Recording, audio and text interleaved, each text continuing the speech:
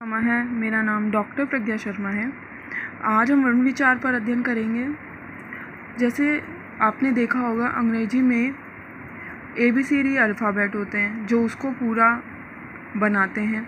हिंदी में क च च ट प होते हैं जो उन्हें पूर्ण करते हैं, व्याकरण का निर्माण करते हैं और अंग्रेजी में ग्रामर का निर्माण करते हैं। उसी प्रकार हमारी संस्कृत को व्याकरण को रूप देने वाले होते हैं वर्ण इन्हें रूप प्रदान करते हैं जो व्याकरण का निर्माण होता है। सर्वप्रथम देखते हैं व्याकरण का सिद्धि कैसे प्राप्त हुई है। वी आंग क्री धातु और लुट प्रत्यय से हमारा इको यंची लगकर यो और नाको से व्याकरण की उत्पत्ति हुई।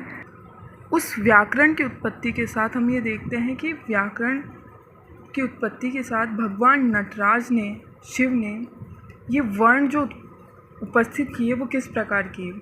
शिवजी द्वारा तांडव नृत्य से मानी जाती है हमारे वर्णों की, संस्कृत वर्णों की उत्पत्ति।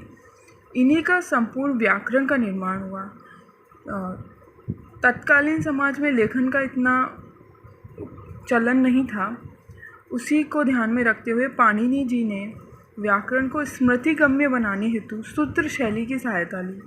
उन्हीं को आधार स्तंभ मानकर माहेश्वर सूत्र रचे गए जो हमारे इस श्लोक में आपको दिखाई दे रहे हैं कि ये उत्पत्ति कैसे हुई। श्लोक में बताया गया है, नृत्यावसाने नटराज राजो मृदाद ढक्की नव पंच वारम उद्धर्तु कामो सनकादि सिद्धाने तद विमर्शे शिव सूत्र जाला। इसमें बताया गया है नृत्य तांडव जो महादेव जी द्वारा किया जाता है, उसके अवसान में समाप्ति पर नटराज शिव ने सनकादिक ऋषि ब्रह्मा के पुत्र सिद्धि की कामना के लिए, पूर्ति के लिए जो अपना डमरू 9 पंच 14 बार जो डमरू बजा उससे 14 शिव सूत्रों का जाल वर्णमाला प्रकट हुई। उन्हें माहेश्वर सूत्रों के नाम से जाना गया।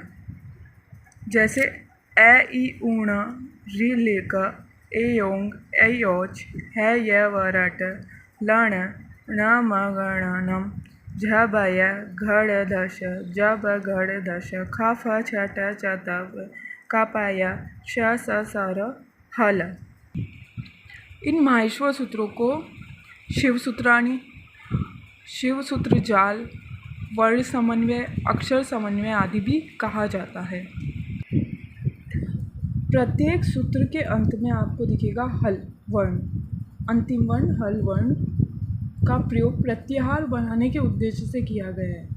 जैसे ए ई ऊण में हल वर्ण जो अंतिम वर्ण है उन्हें प्रत्याहारों के अंतर्गत आने वाले वर्णों के साथ सम्मिलित, जैसे जिस प्रकार प्रत्याहार बनाए जाते हैं उनका उद्देश्य माहेश्वर सूत्रों का होता है प्रत्याहार निर्माण। जो प्रत्याहार बनाए जाते हैं अंतिम वर्ण को नहीं दिया जाता। माहेश्वर सूत्रों के आधार पर विभिन्न प्रत्याहारों का निर्माण किया जा सकता है। प्रत्याहारों को 2 वर्णों से बनाया गया है और जैसे अच, हल, इक, झल, यण। सर्वप्रथम देखेंगे अच यहाँ पर कहाँ पर आ रहा है। देखिए ए ई उ री ली, अपना अंतिम तो हटा ही देंगे। क ए ओ ऐ औ, ये च हट गया। ए से लेके ओ तक ये अच गिने जाएंगे जिन्हें अच इसके ये अच माने जाते हैं, हमारे स्वर भी माने जाते हैं अच। इसके पश्चात हम देखेंगे व्यंजन हल य है य व र ल न म न झ भ घ ये हमारे हल व्यंजन आप देख सकते हैं। इनमें संपूर्ण व्यंजन आ जाएंगे। इक ए ई उ री ली झल झ भ घ द जब घ, इसमें आप अंतिम का लोप कर देंगे। उसके पश्चात प्रथम को गिना जाता है। इसी प्रकार यण य व र ल। आगे चलते हैं, हम देखेंगे कि संधि आदि नियमों में भी माहेश्वर सूत्रों की आवश्यकता हमें पड़ती है। जैसे हम देखेंगे वर्ण, अगर देखें तो देवनागरिक लिपि में 52 वर्ण होते हैं। मूल रूप से ये 52 ही है। लिखने में हमें 55 प्राप्त होते हैं। मुख्य रूप में 44 है, संयुक्त रूप से 48 और संस्कृत में 63 प्राप्त होते हैं। संधि में हमें देखें तो संधि में ये है स्वर।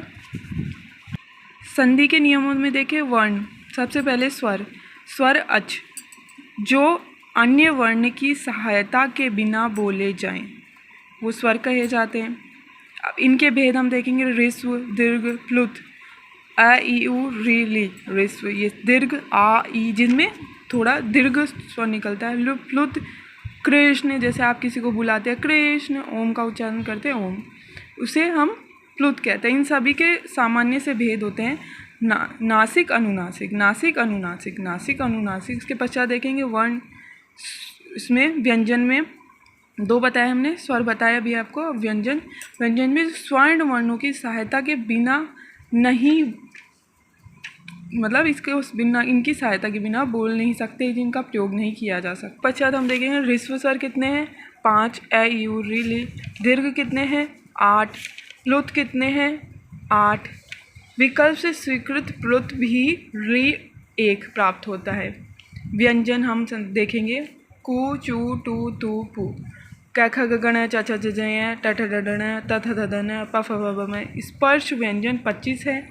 कादियो मावसाना स्पर्शा, जीवा स्पर्शः, जीवा मुख के किसी भी भाग को स्पर्श करती है और कुछ क्षण के लिए रुककर निकलती जाती है, वह स्पर्श कहा जाता है। अंतस्थ, यणो अंतस्था, य व र ल, जो अंदर से आपको प्रश्न करते हैं, यणो अंतस्थ। अर्धस्वर 4 है। उष्म कितने हैं, जिसको बोलने में उष्मा की उत्पत्ति होती है, श, स, ह, ये 4 है। संयुक्त व्यंजन हम कहेंगे शत्रज्ञ है, क, श, तर, ज, य, उनके संयोग से बने हैं। अयोग्यवाह वर्ण, ए के योग से उच्चारित एवं व्यंजन वर्णों की सहायता को वहन करने वाले वर्ण, ऐसे वर्ण जिनमें स्वर एवं व्यंजन दोनों जो, उन्हें अयोग्यवाह वर्ण कहते हैं। अब देखिए अनुस्वार, स्वर के बाद न अथवा मैं के स्थान को आदेश करने वाले, जैसे ई, यम, यम में आगे आपको मिल रहा है इसमें स्वर, तो ऊपर बिंदी लग जाएगी। ऐसे विसर्ग है स्वर के बाद प्रयोग हो जिसमें, तो रामः, देवः। अतः इस प्रकार हम आज महाश्वर सूत्र और प्रत्ययों के विषय में आज हमने अध्ययन किया। इसके पश्चात हम अगली वीडियो में हम देखेंगे उच्चारण स्थान, और उसके पश्चात हम बाह्य प्रत्यय और प्रत्यय देखेंगे, उसका अध्ययन करेंगे। धन्यवाद।